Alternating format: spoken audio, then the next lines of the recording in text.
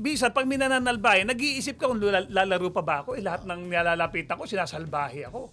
Siyempre, poprotektahan mo rin naman yung karir mo kasi may karir ka eh. Unlike yung ibang mga naglalaro dyan, mga ex-pros, alam na nilang hindi sa makakabalik sa ito na lang yung kanilang pinagdagdag kita, okay? Nakikipagsabayan minsan. Ikaw, kung meron kang karir, isipin mo. Kasi yung umano sa'yo, yung nanakit sa'yo, wala namang karir yun. Di ba? Yun ang mahirap eh. Kasi alam mo, maganda yung bayad sa'yo, pero isang maling injury na meron nangyari sa'yo, nako.